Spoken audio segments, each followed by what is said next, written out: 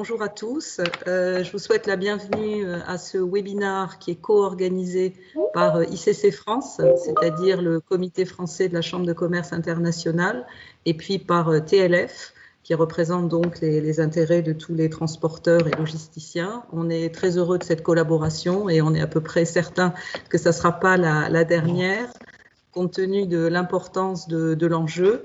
Évidemment, la date du Brexit approche. Évidemment, il y a beaucoup de séminaires, de webinaires, d'informations. Celui d'aujourd'hui, on l'a conçu comme étant vraiment très opérationnel. On va vraiment rentrer dans le dur de ce qui change côté procédure import-export. Et on l'a conçu également très orienté aussi sur la veille réglementaire côté britannique, pour pas uniquement avoir, j'allais dire, les informations réglementaires côté français. Donc, on a un très beau plateau avec à la fois des avocats et puis des représentants très opérationnels. Et je pense notamment à Olivier Thouars, qui est le directeur douane et fiscalité du groupe GEFCO, et puis à Maëva Paquerio de Michelin, qui a accepté de partager son expérience. Avant de leur céder la parole, et on va commencer, c'est Jean-Marie qui fera l'ouverture, je voudrais juste rappeler quelques consignes techniques, mais maintenant je crois que tout le monde est bien rodé, on a l'expérience, donc je vais vous demander à tous de couper vos micros, puisque malheureusement ce n'est pas le cas, on entend encore quelques bruits de fond.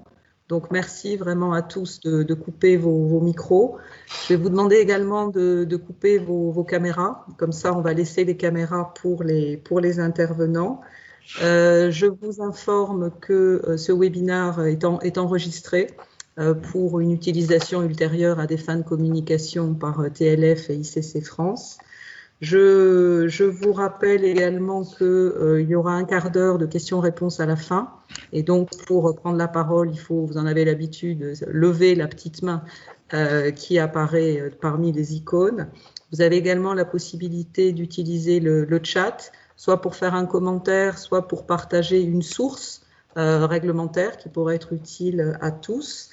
Je vous informe également qu'il y a 3 journalistes qui participent à ce webinaire. Et enfin, je conclus en vous indiquant que tous les participants inscrits recevront l'ensemble des slides qui seront commentés aujourd'hui, ainsi qu'un petit résumé de l'intervention de Maître Radke. Voilà, j'en ai dit assez et je cède tout de suite avec un grand plaisir la parole à Jean-Marie Salva, qui est le président de la commission douane et facilitation du commerce d'ICC France. Jean-Marie. Merci Emmanuel, bonjour à tous. France, je vous laisse donc, c'est vous qui opérez pour le défilement de la présentation. Oui, alors j'ai un petit problème technique, donc je vais me déconnecter, me reconnecter. J'arrive, je vous laisse. Je peux commencer sans, mais le slide de présentation nous sera utile. Donc, rebonjour à tous. Effectivement, nous sommes dans les derniers préparatifs du Brexit. Alors, je regardais, je ne sais pas si on le voit derrière moi, l'état de mon dossier papier. Je suis encore un peu un homme du papier, donc j'ai quelques traces de papier. Mais le volume de documentation que j'ai accumulé, comme vous tous, j'imagine, sur ce long parcours chaotique qu'a été le Brexit. Et en tout cas, l'hypothèse du no deal était, on le sait tous, la pire des hypothèses envisagées, depuis la décision de retrait du Royaume-Uni de l'Union européenne, qui était issue, donc il faudra aller sur le slide numéro 3, avec le timeline. Donc depuis, disais-je, le référendum du 23, le suivant, s'il vous plaît, et le suivant encore, voilà, merci. Donc depuis le référendum du 23 juin 2016, qui a été le point de départ de cette procédure de retrait. La procédure de retrait au titre de l'article 50 donc, du traité a été déclenchée le 29 mars 2017. Le Royaume-Uni est sorti officiellement le 1er février 2020 et la période de transition, qui est celle donc, qui s'achève ce 31 décembre, puisqu'il n'a pas été décidé, comme cela a été possible par les autorités britanniques, de le prolonger, la période de transition était destinée à négocier l'accord, le deal, destiné à organiser la relation future du Royaume-Uni et de l'Union européenne. au cœur de tout ça, évidemment, les enjeux douaniers ne sont pas les seuls, mais on peut imaginer que ce seront les plus brutaux ou les plus immédiats. Et l'enjeu majeur, et c'est l'objet de ce webinaire, comme l'a dit Emmanuel Butostube, qui sera, je vous rassure, mon introduction est générale, mais qui sera très opérationnel, ou le plus opérationnel possible. L'enjeu donc de cette bascule au 1er janvier, a priori sans accord, c'est de garantir et d'assurer la continuité des flux et la fluidité de ces flux. Et bien évidemment, cette circonstance du Brexit se trouve considérablement aggravée ou en tout cas alourdie par le contexte de crise sanitaire dans lequel nous nous trouvons. Le 15 octobre, c'est pour dire un petit peu le côté, comment dire, au jour le jour de cette aventure du Brexit. Le 15 octobre, le négociateur européen, vous avez probablement vu, pour la plupart d'entre vous, disait, alors probablement à des fins un petit peu politiques, mais affichait encore son espoir de parvenir, c'est ce que vous voyez sur ce slide, avant la fin octobre, à un texte juridique destiné à être prêt au 1er janvier 2021. À fin octobre, il n'y a pas de texte juridique connu, en tout cas abouti, et donc a priori, la bascule au 1er janvier se fera sans accord. On sait quels ont été les points d'achoppement de cette négociation. Je n'y reviendrai pas, mais on sait que la question irlandaise a pesé lourd et que les sujets sur lesquels aucun accord n'a pu être trouvé à ce stade, c'est le level playing field, c'est les questions de gouvernance et les problématiques de politique de pêche. Donc voilà l'attitude et l'objectif affiché, encore une fois, il y a à peine plus de 15 jours par le négociateur européen. Ce retrait, donc, qui sera effectif dans quelques jours, a été un long parcours, haletant. On a longtemps fait confiance ou parié sur le légendaire pragmatisme britannique, sachant évidemment que le Royaume-Uni et l'Union européenne continuent à avoir des intérêts communs, de nombreux intérêts communs, et que cette relation doit être organisée. C'est probablement cette confiance dans le pragmatisme britannique qui peut expliquer, mais nos trois orateurs, confirmeront cette impression qui s'est dégagée, en tout cas pendant longtemps, d'un sentiment d'impréparation de beaucoup d'opérateurs, probablement pas les plus importants, et ceux dont le secteur, dans l'activité, le secteur économique est directement impacté par la relation britannique, mais c'est ce sentiment qui a longtemps dominé, et encore une fois qu'on peut peut-être expliquer par la confiance qui était faite de part et d'autre sur la protection d'intérêts communs. Du côté européen, ce que l'on peut dire, c'est que la mobilisation a été absolument remarquable. Il y a une très large équipe de 200 experts qui continue d'entourer le négociateur européen. Et ce qui était à craindre ne s'est pas produit, en tout cas, so far so good. L'unité des 27 a été préservée. Et on sait que c'était l'un des risques de cet accord de retrait, que l'unité des 27 se fissure. La France, bien sûr, est en première ligne sur la nouvelle frontière.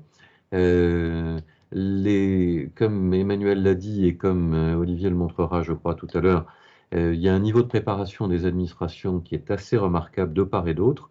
Donc les instruments juridiques et réglementaires ont été pour la plupart mis en place. Ce que l'on peut dire en tout cas, c'est que le détricotage d'une relation, notamment d'une relation douanière, qui s'est tissée au fil de pratiquement des 50 dernières années. Le Royaume-Uni a adhéré le 1er janvier 1973, donc pratiquement 47 ans. Le détricotage d'une relation comme celle-là est beaucoup plus compliqué que la négociation d'un accord de libre-échange comme l'Europe en a avec de nombreux partenaires commerciaux. Donc voilà, à la fin des fins, at the end of the day, comme on dit de l'autre côté du channel, on est à la veille d'un largage des amarres qui était encore inimaginable il y a quelques mois. Alors on peut quand même penser, et j'en finirai par ces mots là, sur cette introduction un peu générale, qu'au fil des changements politiques britanniques et européens, finiront par trouver la voie d'un accord à peu près similaire aux accords que nous avons ou inspirés des derniers accords négociés par l'Union européenne avec ses grands partenaires commerciaux que sont le Japon, la Corée, le Canada, etc. Mais en tout cas, nous sommes engagés dans une période dont la durée est imprévisible et pendant laquelle l'Union européenne et le Royaume-Uni seront pays tiers l'un pour l'autre.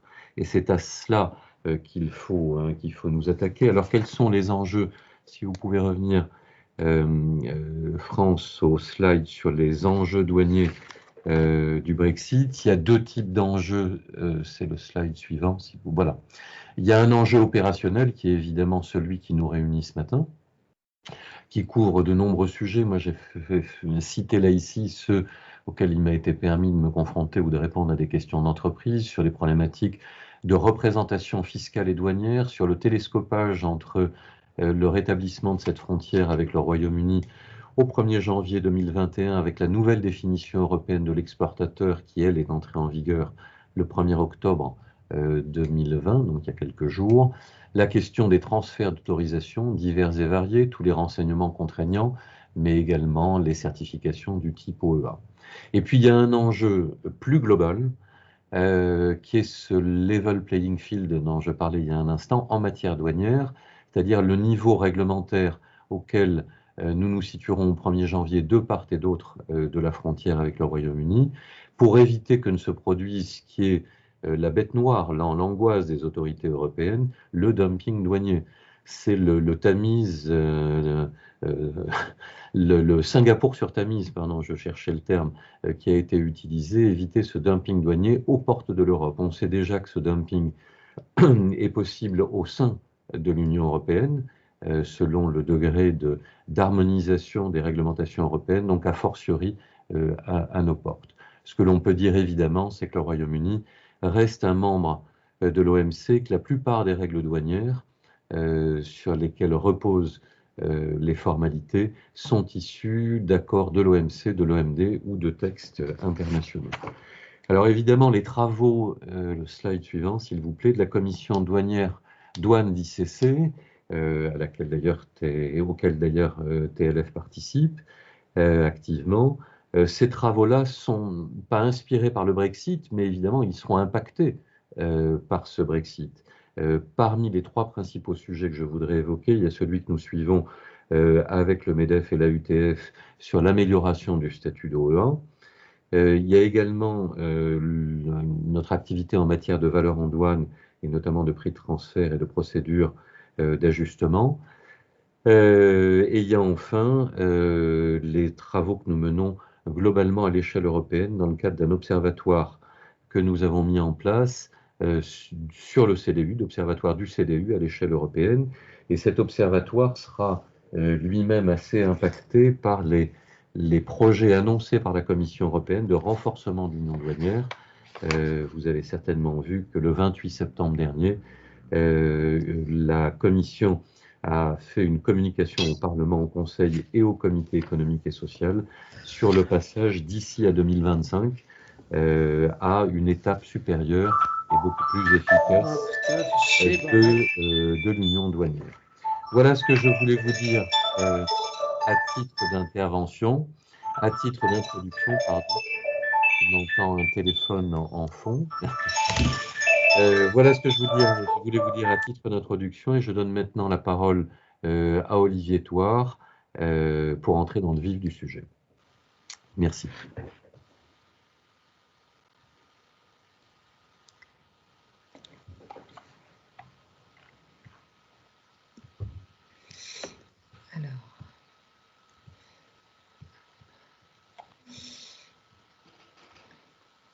Bonjour à tous. Donc, peut-être juste en préliminaire, une petite présentation des actions de travail Brexit de l'Union TLF. Donc, c'est un groupe de travail qui est commun à nos deux organisations, TLF et TLF Overseas. TLF qui regroupe plus particulièrement des transporteurs et des logisticiens, et TLF Overseas plutôt des commissionnaires de transport, organisateurs de transport et commissionnaires en douane. Donc, c'est un groupe qui a été monté il y a à peu près 3 ans, qui est très actif. Donc, on a divers moyens de communication.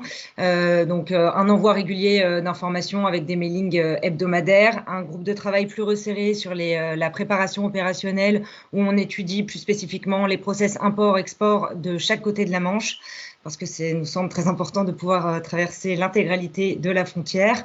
On participe également à des réunions qui sont organisées par l'ITF. C'est un groupe de travail qui regroupe des freight forwarders de France, d'Angleterre, de Belgique et des Hollandais aussi, et auquel participe le Cabinet Office britannique. Donc, dans ce groupe de travail, on a beaucoup d'informations sur les procédures côté anglais, et puis on peut échanger avec tous nos partenaires européens sur les difficultés qu'on peut rencontrer dans la préparation. On participe évidemment à toutes les réunions ministérielles et on échange fréquemment avec l'ensemble des administrations. Et puis, on fait des petites notes et on vient de mettre en ligne un site dédié au Brexit qui recense et qui est public et qui recense la majorité de nos informations. Sur les actions un peu plus concrètes, on a fait une grande enquête Brexit sur la préparation de nos adhérents cet été. On a mis en place depuis 2 ans maintenant une adresse dédiée, donc brexit@e-tlf.com. Donc sur cette adresse, si vous nous contactez sur cette adresse, on vous envoie un annuaire de tous nos adhérents susceptibles de vous accompagner pour le Brexit, donc aussi bien des transporteurs, des logisticiens, des RDE, des organisateurs de transport, par région et par type de produit. Donc c'est une adresse qui est également reprise dans le guide douanier de préparation au Brexit dont Olivier vous parlera un peu plus tard. Et voilà, c'est un bon moyen, si vous n'avez pas encore de prestataires pour vous accompagner, de trouver parmi nos adhérents un certain nombre de contacts. Et puis, depuis la rentrée de septembre, on a mis en place un schéma d'information beaucoup plus resserré avec des webinaires quasi hebdomadaires, donc avec et les administrations et certains de nos partenaires. Donc voilà, c'est le cas aujourd'hui avec ICC France. Et puis un certain nombre aussi d'opérateurs privés qui nous accompagnent dans notre préparation. Je pense à Eurotunnel, RM Boulanger sur les aspects plus TVA. Voilà pour la présentation des principales actions de TLF. Et puis, je laisse la parole à Olivier. Et excusez-moi, France, hein, je ne vous avais pas, donné la parole pensant qu'Olivier intervenait en premier. Toutes mes excuses. Pas de problème. Oui, bonjour à tous et merci pour ces introductions. Donc aujourd'hui, nous allons parler du Brexit. Alors rapidement, le sommaire est affiché à l'écran. Je veux juste préciser qu'il y a de nombreux slides, que je ne vais pas lire les slides et que je ne vais pas aller au travers. Par contre, l'objectif, c'est vraiment de les partager à l'issue. Donc, ne soyez pas surpris que voilà, un détail ne soit pas évoqué. Je n'ai pas le temps, malheureusement.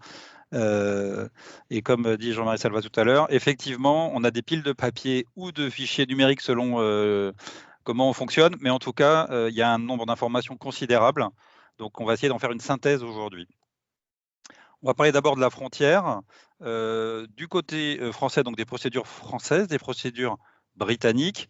Je parlerai des évolutions en termes de matière fiscale et je ferai je vais m'essayer à faire une petite synthèse des différentes obligations qui arrivent pour les opérateurs français ou britanniques.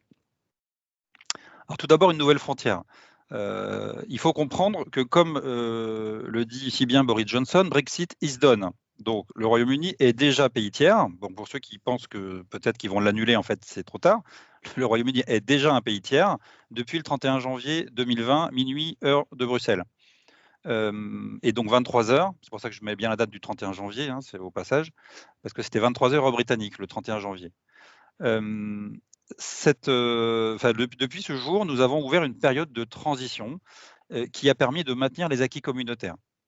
C'est pour ça qu'aujourd'hui, on n'a pas vu d'effet important en fait sur les échanges entre les deux zones que sont l'Europe et le Royaume-Uni. Il faut comprendre que cette période de transition va se terminer puisque Boris Johnson a refusé le report. Elle se termine le 31 décembre 2020 à minuit, heure de Bruxelles. Également heure de Paris, c'est la même. Et donc, à partir de là, il y a une nouvelle frontière. Et c'est ça l'enjeu, qu'il y ait accord commercial ou pas, il y a une frontière, il y aura des déclarations d'import-export, et ça c'est un enjeu majeur, donc c'est pour ça que j'insiste systématiquement sur ce point. De nombreux opérateurs que nous rencontrons attendent l'accord commercial pour se préparer ou pas, mais en fait, faire ça, ça veut dire, c'est ne pas comprendre qu'en fait, il y a déjà un pays tiers et qu'il y aura une frontière de manière certaine au 1er janvier. Donc, il est absolument urgentissime de se préparer. Quand on dit se préparer, voilà, j'ai mis un petit conseil à côté. Il faut déjà demander un EORI, hein, c'est le numéro qui vous permet, qui est fourni par la douane, qui permet de faire des opérations d'import-export, qui est indispensable. C'est rapide à obtenir, mais il faut le demander. Et il faut évidemment en analyse identifier ces flux et les différents acteurs impliqués. Vous allez voir que c'est assez compliqué quand même entre l'exportateur, l'importateur, le déclarant, le transporteur, enfin tous les acteurs de la chaîne doivent être analysés pour comprendre si notre marchandise, si elle part de France, pourra ou pas aller jusqu'au Royaume-Uni et comment elle va pouvoir le faire. Et cette frontière va être anticipée, vous allez le voir, parce qu'il y a un enjeu de proximité. Si jamais il n'y a pas d'accord, je vous ai dit, accord ou pas, il y a une frontière. Mais en fait, si jamais il n'y a pas d'accord, ce qui va se passer, c'est qu'on va appliquer les règles basiques de l'OMC, avec notamment la clause de la nation la plus favorisée, qui signifie simplement que l'Europe ou le Royaume-Uni ne peut pas donner de régime de faveur à un pays tiers, hors accord commercial, hein, sans en faire bénéficier tout le monde. C'est pour ça que les Britanniques, on va y revenir après, mais ont mis en place, juste après, ont mis en place un régime, un tarif douanier. Et en fait, il n'est pas que pour les Européens. Donc, quand ils décident de baisser un tarif douanier, donc des droits de douane dans leur tarif standard, ils l'appliquent à tout le monde. Ils n'ont pas le choix. Ce qui est un enjeu important, parce qu'ils pourraient dire je limite juste aux flux européens, mais comme on n'a pas d'accord, ils n'ont pas le droit. C'est bien l'enjeu. Il faut, puisqu'on parle de droit de douane, évidemment, déterminer, et puis de déclaration à faire, déterminer le HS code de vos marchandises.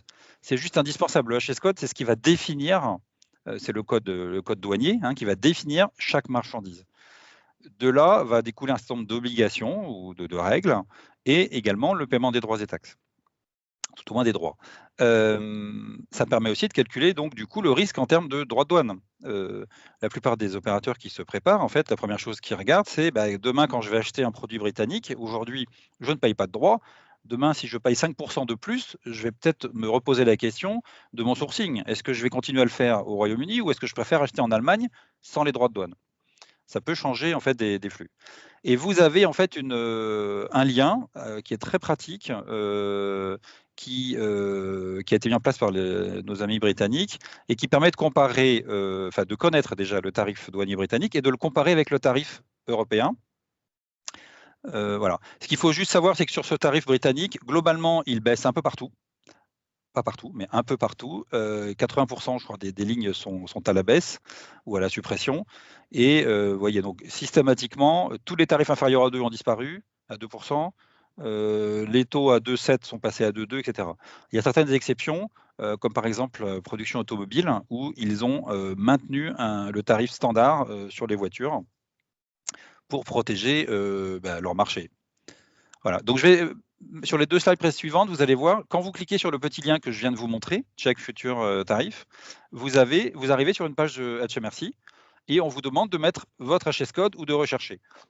Donc là, j'ai pris comme exemple, tout simple, j'ai pris une lampe torche, une lampe portable, une lampe électrique portative, et vous avez voilà, le tarif britannique, le nouveau, 4% sur ce genre de produit, et on vous dit que le tarif commun, donc le tarif de l'Union, aujourd'hui, était de 5, il est toujours de 5,7. Donc il ne s'appliquera plus au Royaume-Uni à compter du 1er janvier pour tous ces produits, quelle que soit leur provenance. Voilà.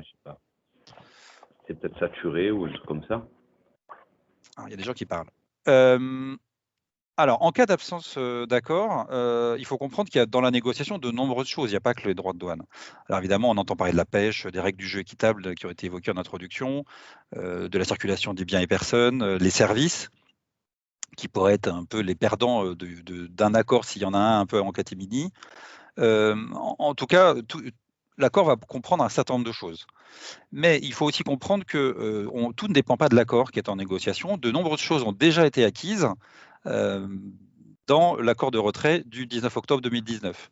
Donc je vous invite fortement à regarder certains articles, notamment l'article 47 relatif aux procédures douanières en cours, parce qu'un mouvement de marchandises qui a démarré avant le 31 décembre minuit heure de Bruxelles aura le droit de continuer sa route en tant que mouvement intracommunautaire. C'est juste important et majeur, et c'est ça la grande différence en fait entre pour les opérateurs qui vendent pour le commerce international, puisque dans les Brexit précédents où il n'y avait pas d'accord, enfin les versions précédentes j'entends, en cas d'arrêt c'est un arrêt brutal. Là, il sera moins brutal, puisque tout ce qui est déjà en circulation aura le droit de continuer sa route et sera déclaré avec une intrastat comme aujourd'hui. Il faudra simplement, pour le prouver, avoir un document de transport, mais une CMR est parfaite, par exemple. Voilà. Alors, il y a des sujets, on a des enjeux majeurs dans le cadre du transport, notamment sur les licences pour les camions. Il y a des sujets pour l'aérien, etc. Et il est clair que si jamais il n'y a pas d'accord commercial qui réglerait ces problèmes, il faudra des plans de contingence. Ils sont plus ou moins déjà, enfin, ils sont déjà prévus. Maintenant, on ne les connaît pas. Ils ne vont pas publier de plan de contingence avant de savoir qu'il y a échec de négociation. Alors, juste quelques chiffres pour vous rappeler qu'il y a eu l'autoroute de la mer. Voilà. Et en fait, on parle de 10 000 camions. Ce sont les chiffres du ministère britannique. Du ministère britannique des Transports. Temps de traversée du tunnel, c'est 35 minutes, 10 000 camions circulants, 58% pour la frontière française. Et le besoin estimé, c'est 200 millions de nouvelles déclarations douanières entre le Royaume-Uni et l'Union européenne. Donc c'est juste majeur. C'est juste majeur. Et il faudra tout anticiper. Alors, quand on va parler de la frontière intelligente, la douane française a très bien présenté depuis déjà 1 an, 2 ans la frontière française. Je vais revenir sur les aspects principaux. Il y a 3 innovations au niveau de la frontière française. Ça va être donc le transit anticipé, qui est une nouveauté, c'est-à-dire qu'on pourra émettre un transit français, il ne sera pas encore actif, mais on pourra émettre un transit français avec un document et un code barre, un MRN, quand le camion sera encore du côté britannique, et ce transit deviendra légalement un transit au moment où il touchera le sol français. Ça pourra aider en fait à anticiper le passage. On pourra émettre une déclaration française anticipée, ça existe déjà, mais dans les ports. Mais par contre, la nouveauté, c'est que là, on aura un document à nouveau avec un code barre qui permettra de passer la frontière, et on aura la barre avec une enveloppe logistique. Les grands principes, c'est l'anticipation des déclarations. Donc vous prenez avec les innovations. C'est l'identification par des codes barres. Et c'est du coup une arrivée automatique avec des feux verts, feux orange, en fonction de si la marchandise est prête ou pas à traverser, et si donc le camion peut directement rejoindre l'autoroute s'il n'y a pas de contrôle. Donc, je le disais, il y a l'enveloppe, ça permet de regrouper plusieurs codes barres. L'appairage, c'est ce qui va se passer au moment où on va monter dans le moyen de transport. On va associer la plaque du camion à l'ensemble des codes barres qui sont dans le camion. Et l'orientation, c'est donc ce feu vert orange en fonction, à l'arrivée, en fonction de la préparation ou pas et des contrôles potentiels qu'il y aurait sur le camion. Une nouveauté, si je puis dire, qui est sortie au milieu des négociations, c'est qu'en fait, il y aura des déclarations de sécurité. Ça a été longtemps une question, donc il n'y avait pas trop de communication sur le sujet, mais il y en aura une, sauf surprise. Ça veut dire que, alors ce sont des déclarations qu'on fait classiquement, c'est à la charge du transporteur. Il s'agit de déclarer avant de partir d'un pays quel type de marchandises circule, et pour permettre au pays à l'arrivée de se préparer, voire de refuser la marchandise s'il estime qu'il y a un risque. Les ECS sont automatisés en fait avec les déclarations export, donc il n'y a pas d'inquiétude. Par contre, l'ICS, il faudra le réaliser. Et c'est à la charge du transporteur. Donc je ne rentre pas sur tous les détails, et vous avez plein de détails que vous aurez sur les slides en termes d'horaire et d'obligations. La nouveauté aussi, c'est que le SI Brexit maintenant, la française et la DGAL ont permis de faire un lien avec les déclarations traces, ce qui permet pour le produit sanitaire et phytosanitaire d'automatiser le passage en frontière, puisque tous les contrôles documentaires, en théorie on doit s'arrêter en frontière, et bien là ils pourront être faits de manière anticipée et par le vétérinaire. Et le vétérinaire pourra dire j'ai contrôlé les documents, ils sont corrects. Et donc même un camion qui transporterait du phyto-veto avec un contrôle documentaire auront un feu vert potentiellement, sauf s'il y a une décision de contrôle, ce qui permettra de fluidifier fortement le trafic à l'arrivée. Voilà, donc ça c'est le schéma de la frontière intelligente. J'ai un peu tout expliqué, je ne vais pas rentrer dans le détail. J'attire juste votre attention sur le guide douanier, comme disait France, je vais un peu en toucher un mot. Ces différents schémas que vous avez vus viennent de la douane française pour la plupart, et de ce guide. Il est extrêmement détaillé, il reprend tous les thèmes, voilà. Il est même envié par certains pays, en toute transparence, parce qu'il est extrêmement détaillé et il répond à une énorme quantité de questions. Donc n'hésitez pas, si vous ne l'avez pas lu, à aller le chercher sur le site de la douane française. Voilà, c'est vraiment un bon outil pour une société française. Alors évidemment, quand il y a des visas, des carnets, etc., il faudra s'arrêter. Voilà. Je le dis au passage, mais on y reviendra. Et le CIVEP, c'est pour le contrôle phyto-veto. Voilà. Et comme je disais, si tout va bien, on va directement sur l'autoroute, il n'y a pas de contrôle, on ne s'arrête pas. C'est l'objectif. Du côté britannique, alors, il faut comprendre que du côté britannique, c'est pareil, ils vont vouloir anticiper le passage. Et comme ils ne sont pas prêts, en fait, ils ne sont pas prêts, mais ce n'est pas très grave, puisque en fait, ils sont seuls maîtres à bord. Personne ne peut leur reprocher de ne pas être prêts. Du coup, ils ont décidé de mettre en place la frontière en plusieurs étapes, avec en fait une préparation finale en juillet 2021. Alors, les marchandises, tout ce qui va être standard, marchandises hors phyto-veto, hors contrôle, en fait, vont répondre à des exigences de base. Ils vont avoir des schémas, je vais y venir après, simplifiés, qui sont des options pour les opérateurs. Il n'y aura pas de déclaration de sûreté et sécurité à l'import avant le mois de juillet, avant le 1er juillet. Par contre, à l'export, il y en aura. Et les marchandises qui sont soumises à contrôle et aux assises, elles, par contre, elles auront des déclarations classiques en frontière.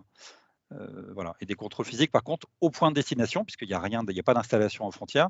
Tous les contrôles physiques seront au point de destination en janvier. Voilà. Et alors, des petits sujets, je vous l'ai dit à l'export, pas de sûreté sécurité pour l'instant au Royaume-Uni.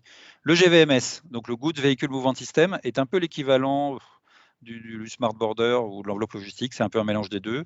L'objectif, c'est de traquer tout ce qui circule au niveau de la frontière. Ça ne sera en place que pour les transits et c'est à la charge du transporteur. C'est le transporteur qui devra déclarer dans le GVMS les marchandises circulantes. Et dernière nouveauté, c'est le Smart Freight Service qui permet d'obtenir ce que vous avez peut-être entendu, c'est le Kent Access Permit. En fait, ils ont remis une frontière, ils n'aiment pas le dire comme ça, mais ils ont remis une frontière au sein du Royaume-Uni dans le Kent.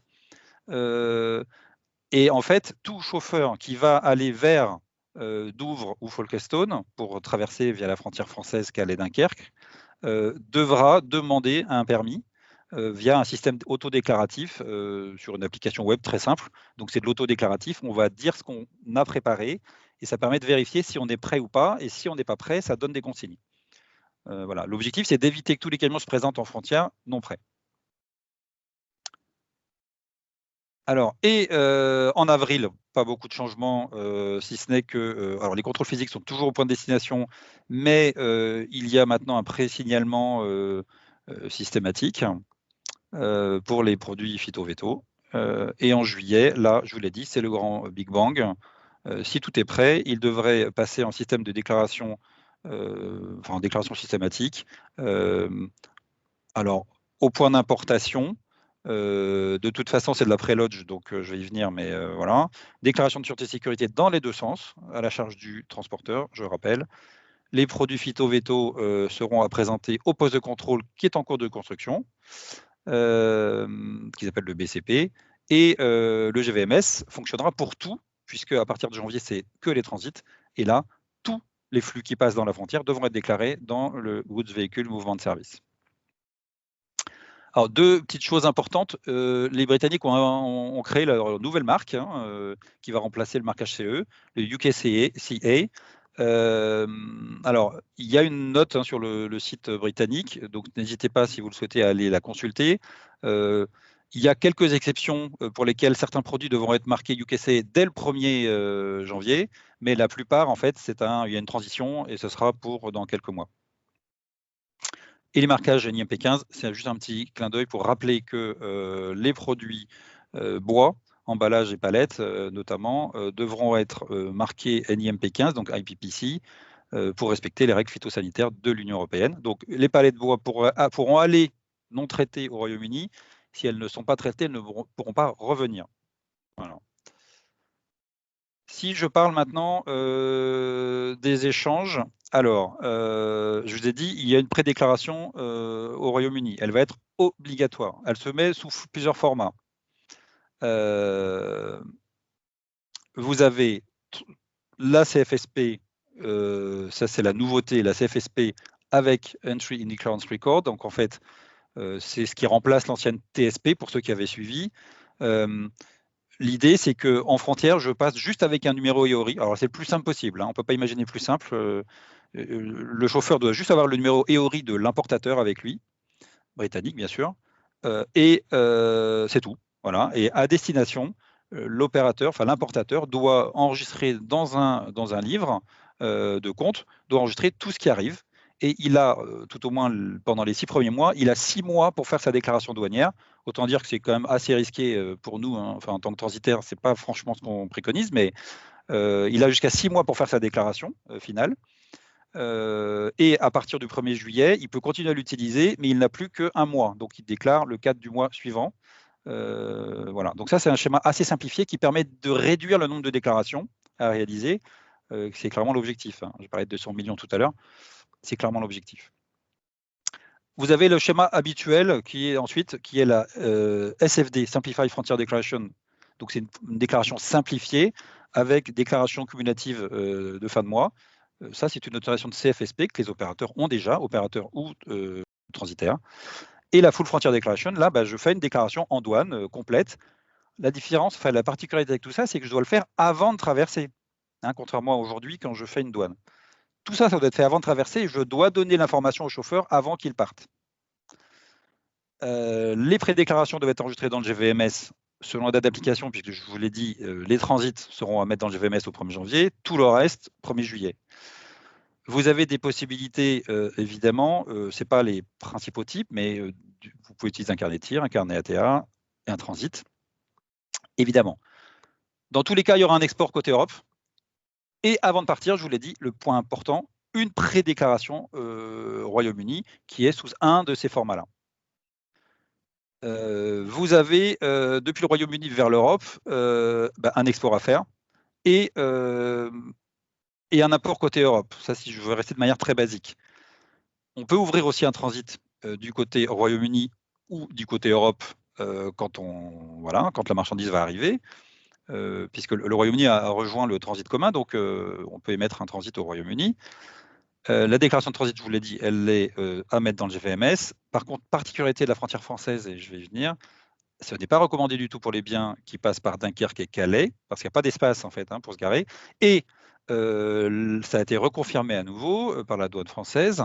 Les bureaux de Calais, Eurotunnel, Calais-Port et Dunkerque Ferry ne sont pas des bureaux de destination pour les transits. Donc, on ne peut pas pousser de marchandises sous transit jusqu'à ce point de sortie ou ce point d'arrivée, en fonction du sens, puisqu'ils ne seront même pas dans les systèmes informatiques. C'est volontaire. C'est pour éviter que les opérateurs anticipent de pousser sur le port ou sur le ferry ou sur le Eurotunnel, puisqu'en fait, il n'y a pas d'espace. Voilà. En termes de règles fiscales, il faut comprendre que donc, le Royaume-Uni est un pays tiers. Malgré tout, les règles d'immatriculation à la TVA et de gestion fiscale de TVA vont rester identiques. Alors, en France, pour les Britanniques qui ont un numéro de TVA vont garder une identification fiscale, donc il n'y a pas besoin d'un représentant fiscal, ce qui veut dire que l'opérateur britannique peut continuer à gérer sa relation directement avec l'administration française. Et inversement, il y a un maintien des règles au Royaume-Uni pour les Européens. C'est-à-dire n'importe quel pays d'Europe, opérateur européen, peut conserver un numéro de TVA britannique et continuer à le gérer en identification fiscale. Par contre, attention, nous, Français, on a pris cette décision. C'est une décision française. Autour de nous, ce n'est pas le cas du tout. Hein. Donc, par exemple, une société belge n'a pas le droit, une société belge a le droit au Royaume-Uni, mais un Anglais qui voudrait maintenir un numéro de TVA en Belgique n'a plus le droit de le maintenir et de le gérer lui-même. Il devra nommer un représentant fiscal, identique en Espagne, hein, pour prendre 2 exemples qui nous entourent. Donc la fiscalité va être variable, comme elle est souvent d'ailleurs, hein, au sein de l'Union.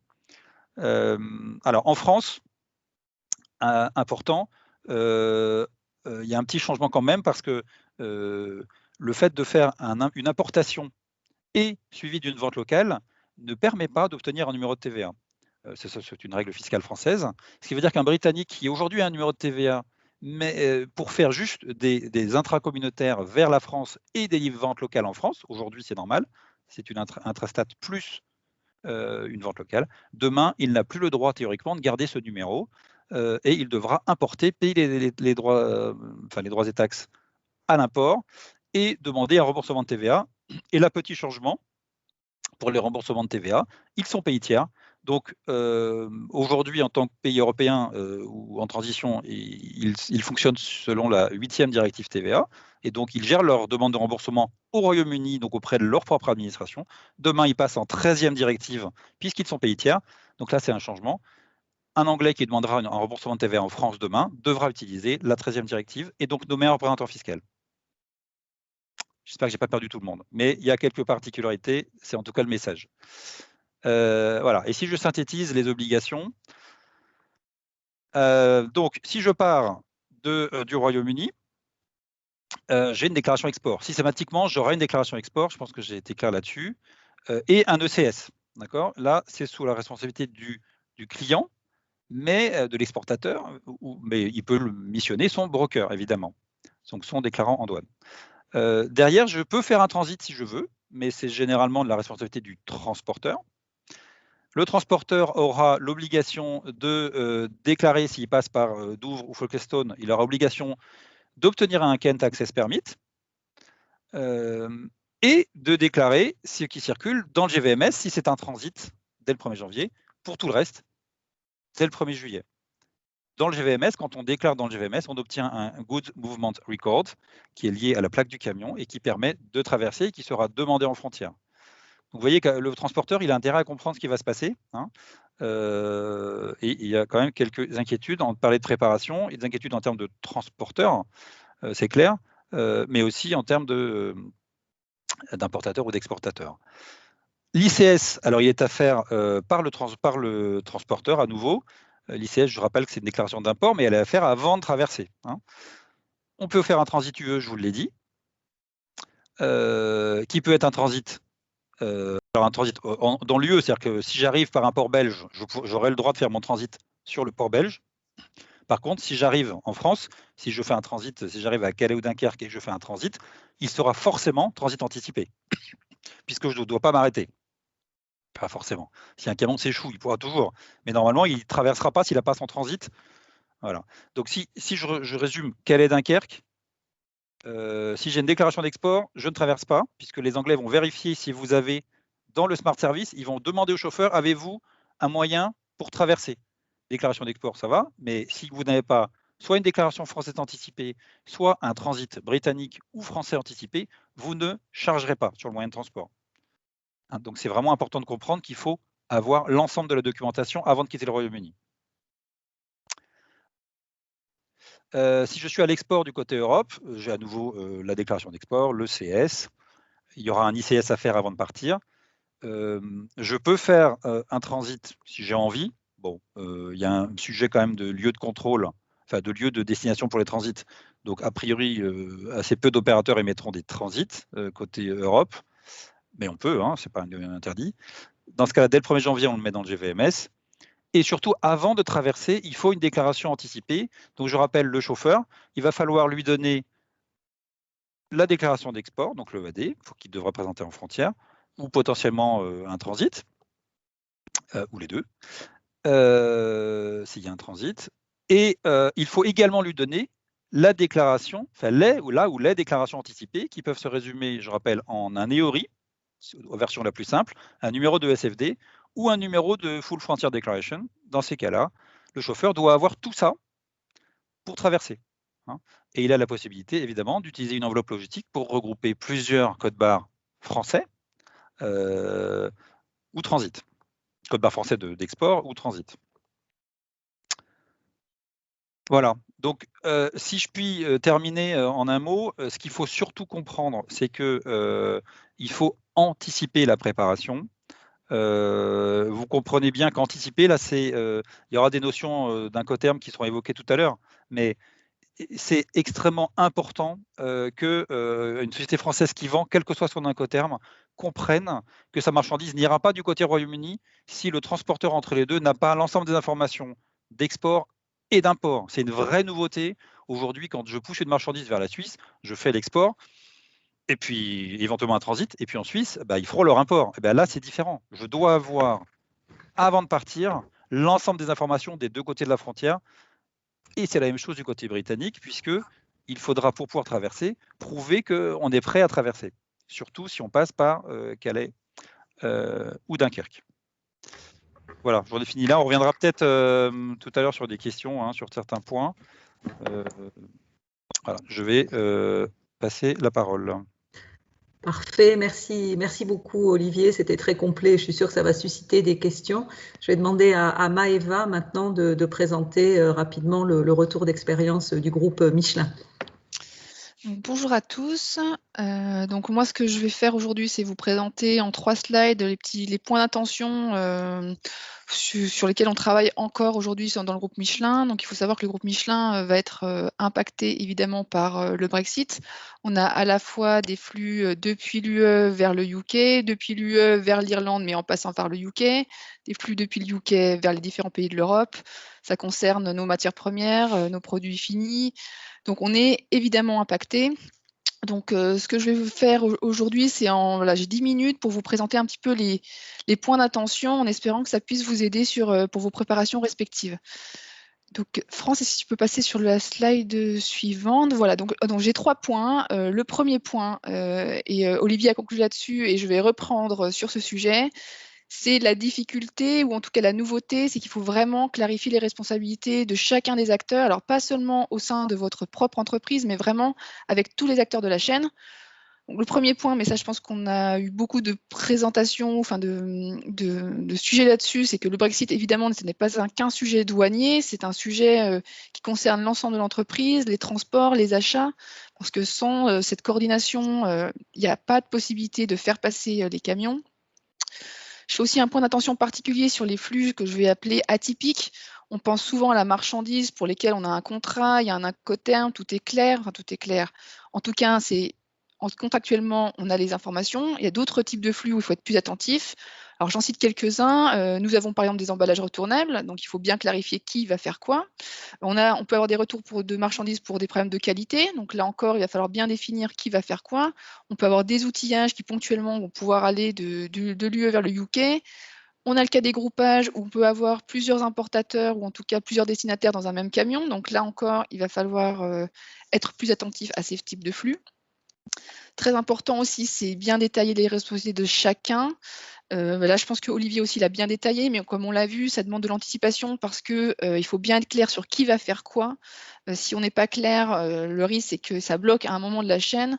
Donc là, en plus, je n'ai cité que les actions purement, on va dire, déclaratives douane, mais on a parlé aussi d'ICS. Donc tout ça doit se coordonner. Et sans cette coordination, malheureusement, le camion restera bloqué quelque part. Et même si c'est la faute de votre fournisseur ou votre client, le résultat sera le même, le camion sera bloqué. Et puis un dernier point, c'est clarifier le lieu de chacune de ces opérations, parce qu'il y a des autorisations qui nous permettent de faire la douane on va dire, à domicile, mais dans certains cas, on peut être obligé de présenter le moyen de transport dans certains lieux spécifiques.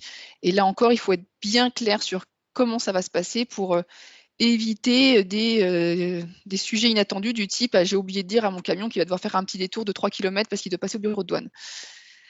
Donc voilà un petit peu les enseignements qu'on a eus sur la coordination. En tout cas, on travaille toujours dessus.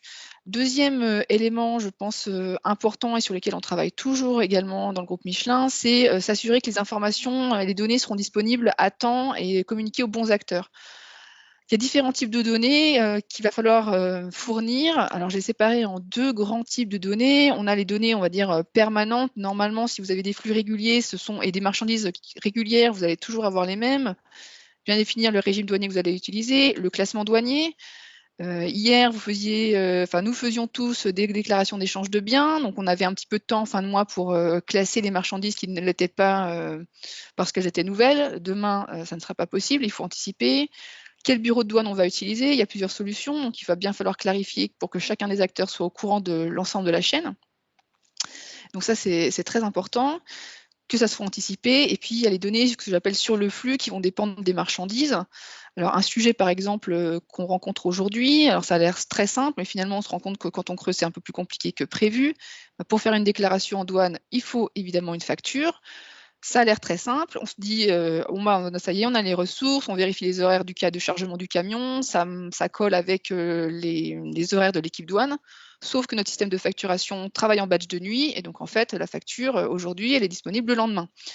Tous ces sujets-là, au début, on ne les avait pas forcément vus, parce que on s'est dit, bien sûr qu'on a une facture, sauf que la facture, elle n'était pas disponible au bon moment. Donc, on travaille encore sur nos systèmes d'information pour être sûr que la facture définitive soit disponible au moment du départ du camion. Et puis un point important, c'est le rôle important du chauffeur, et du transporteur et du chauffeur, parce qu'on voit que son rôle aujourd'hui va être, demain va être très important. Il va falloir qu'il ait les bons documents au bon moment.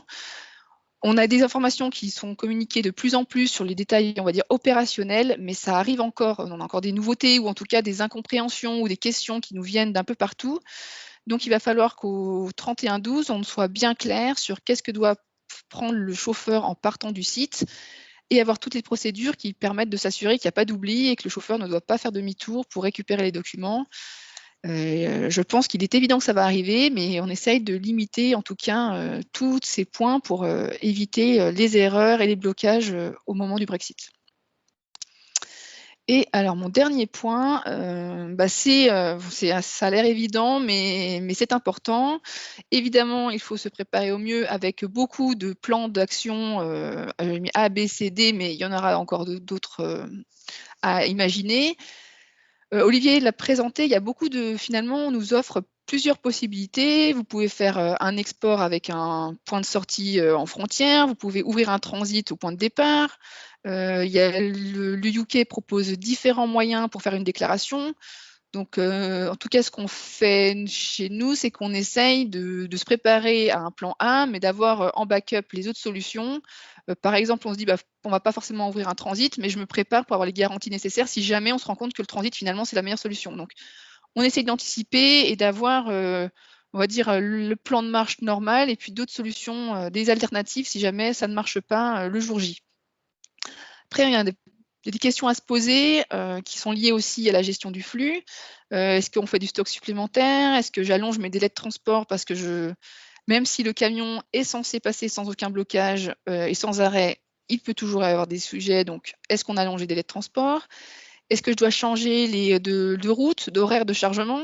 Si par exemple aujourd'hui mon camion part tard le soir, est-ce que je ne pourrais pas l'avancer parce que s'il y a des problèmes, je pourrais les régler plus vite? Est-ce que je dois changer complètement de flux? Je passe par un port, peut-être qu'il va falloir que j'en ai un deuxième en backup. De partenaire, très simplement, mon partenaire n'est pas prêt ou je paye trop de droits de douane avec ce flux, peut-être qu'il faut changer et peut-être de fournisseur. C'est des questions qui se posent aussi. Des questions aussi sur qu'on est en train de se poser aussi, c'est quel va être notre processus d'escalade en cas de blocage, parce que même si on fait tout pour être prêt, je ne veux pas être pessimiste, mais il est évident qu'il y aura des problèmes. Donc, il faut qu'on définisse chez nous le process en disant si un chauffeur est bloqué à tel endroit, qu'est-ce qu'il fait concrètement? Est-ce qu'on lui donne un téléphone portable? C'est quoi le numéro qu'il doit appeler? C'est qui est contacté? Quand il y a un contrôle physique, quand il y aura des contrôles physiques, est-ce qu'on a bien compris qu'est-ce que ça voulait dire? Est-ce qu'on a suffisamment de stock pour prendre en compte le fait que le camion, pendant un certain temps, va devoir s'arrêter? Et puis, alors, c'est encore un sujet important, c'est que même si on est à moins de 2 mois de l'échéance, il y a encore beaucoup de questions qui se posent. Des questions plus sur le fond et sur la réglementation, mais aussi des questions très opérationnelles de comment ça va marcher. J'ai pris juste 2 exemples, mais aujourd'hui, on a des flux entre la République d'Irlande et l'Irlande du Nord. Je ne vous cache pas que sur cette frontière, ça ne me semble pas encore très clair pour nos flux. Alors, autant sur la traversée de la Manche, on a eu plein de communications sur la frontière intelligente, sur tous les systèmes. Alors, ils ne sont peut-être pas prêts, mais on a de l'information. Là, sur ces cas, sur la République d'Irlande du Nord, je sais que ça va être une question encore qui va être ouverte. Et puis, on en a parlé au tout départ, est-ce qu'il y aura un accord de libre-échange? Mais au-delà de ces cas un petit peu plus sur de réglementation et de fond, il y a encore beaucoup de questions qui se posent chez nous.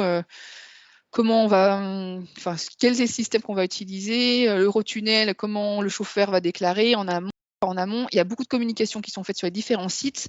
Ça arrive de plus en plus. Donc, mon conseil qu'on essaye de suivre chez nous, c'est de rester informé, de participer aux différents webinaires qui existent et d'aller sur les différents sites des différents systèmes pour collecter le plus d'informations possible.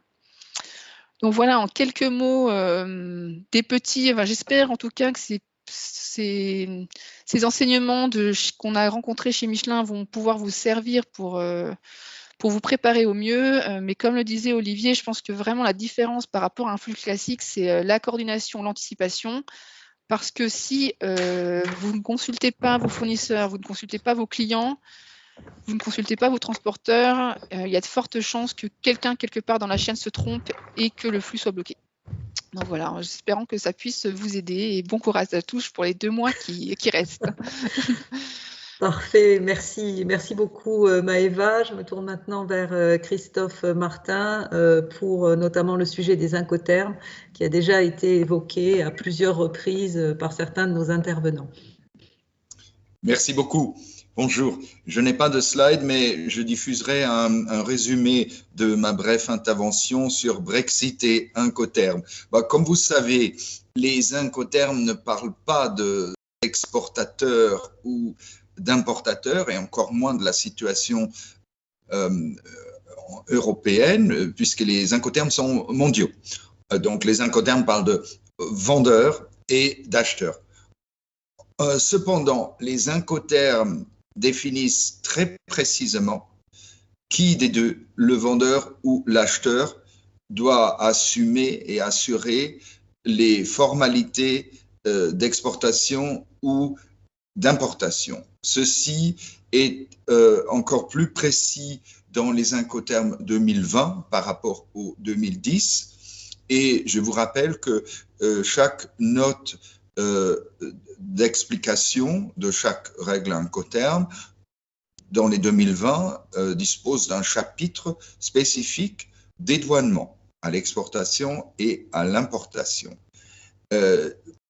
Ceci a conduit à un de nos membres le plus actifs d'ICC France, le responsable douane du groupe Sanofi, Jean-Paul Viret, de dire si les incoterms 2020 n'ont pas été faits par des douaniers, les incoterms 2020 ont été faits pour les douaniers. Donc, je vous rappelle que ces obligations pour le vendeur et l'acheteur sont définies dans l'article A7 et B7 de chaque règle incoterm. Je cite comme exemple le A7 du FCA qui précise dédouanement export.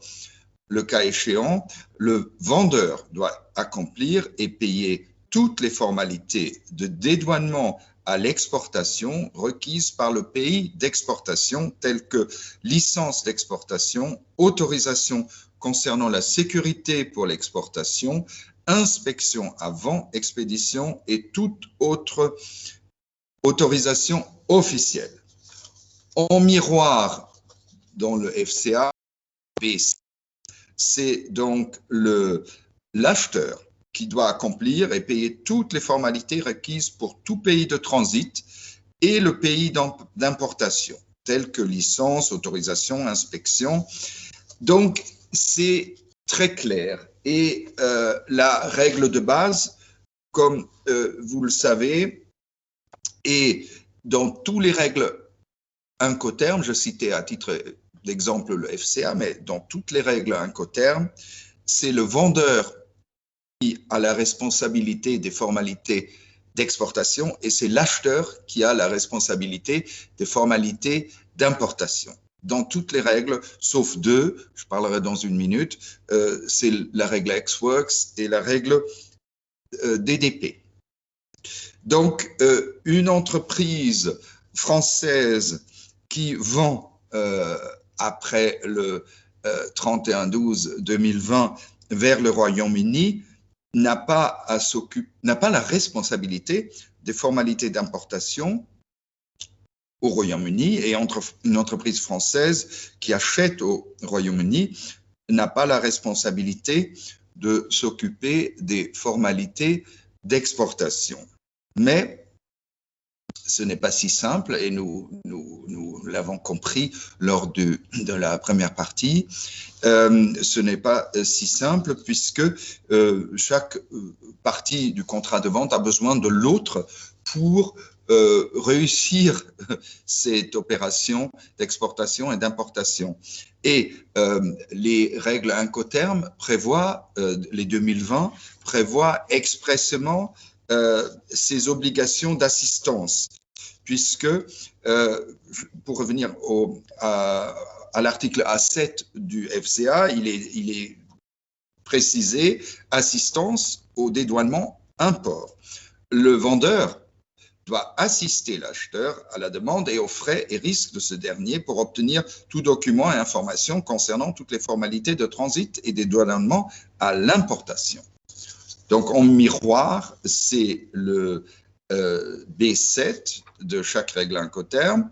Pour le FCA, c'est assistance. L'acheteur doit assister le vendeur à la demande et aux frais et risques de ce dernier pour obtenir tout document et information, etc. Donc là, vous avez donc une obligation d'assistance qui qui peut devenir très, très lourde avec les nouvelles exigences après le Brexit, toujours, toutefois, aux frais et risques d'un côté pour l'importation de la et pour l'exportation du vendeur. Alors, venons maintenant aux deux règles qui renversent cette règle de base pour tous les règles Incoterm, donc c'est l'Ex-Works et le DDP. Alors, puisque dans l'Ex-Works, c'est pas le vendeur, mais c'est l'acheteur qui a la responsabilité des formalités d'exportation. Comme vous savez, déjà depuis les règles 2010 et encore plus clairement dans les 2020, il est précisé que l'Ex-Works n'est pas adapté à une vente internationale qui comporte une partie exportation. C'est le FCA qui devrait utiliser. L'Ex-Works est réservé à une vente nationale.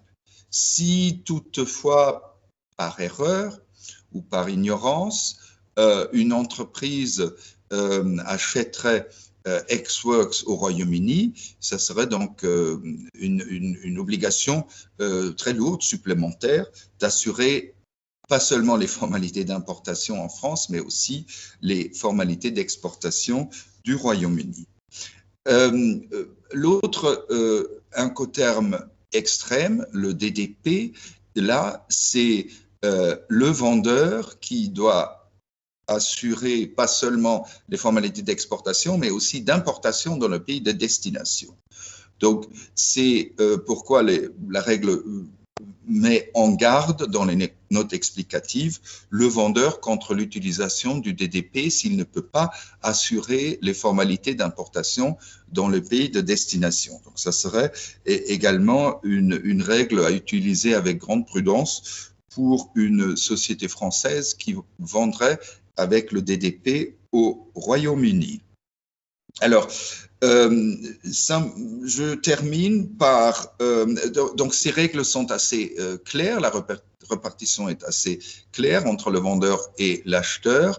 Il y a toutefois une attention particulière avec l'utilisation des C, puisque dans les règles Incoterm C, donc si c'est la même répartition entre le vendeur et l'acheteur, dans les C, le vendeur assume aussi le transport jusqu'à destination et je viens à l'exemple du camion bloqué, donc cette opération de transport peut être interrompue et la marchandise n'arrive pas ou arrive avec du retard. C'est toutefois au risque de l'acheteur vendeur, puisque la livraison a déjà eu lieu, par exemple, à Clermont-Ferrand, même si la destination est Manchester. Dans la pratique, ça a beaucoup de confusion et un contentieux entre le vendeur et l'acheteur. La situation est encore plus compliquée avec le DAP et le DPU, puisque pareil, c'est l'acheteur qui doit assumer les formalités d'importation au Royaume-Uni, mais c'est le vendeur qui doit livrer après la douane. Donc là, vous avez également un risque de retard si le camion reste bloqué. Donc pour ceux qui vendent avec les C et les D, attention particulière dans l'exécution des contrats, des difficultés à prévoir. Voilà donc comment les incoterms peuvent vous aider dans la négociation et la rédaction de contrats après le Brexit. Merci beaucoup. Merci beaucoup, Maître Radke. Donc maintenant, c'est le temps des questions. Je crois que depuis le début, nous avons une main levée qui est celle de Monsieur ou Madame Ramos. Donc, je l'invite à prendre la parole et à spécifier l'intervenant auquel il adresse sa question. Donc, vous pouvez prendre la parole et vous démuter. Alors, bonjour à tous.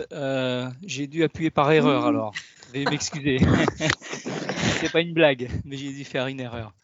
D'accord. Donc, je crois qu'il y a Laurence Delcroix qui a levé la main.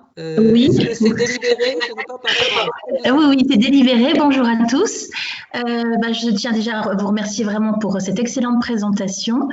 Alors, je ne sais pas vraiment à qui poser la question, mais nous avons entendu que justement, il y a des choses qui ne sont vraiment pas claires pour l'Irlande du Nord et que la Commission européenne a décidé de créer des codes pays différents entre le UK, l'Irlande du Nord. Et justement, ce sont des questions, je ne sais pas si des gens sont informés de cela, qui impliquent éventuellement des changements dans nos master data fiches clients. C'est donc des codes pays avec X.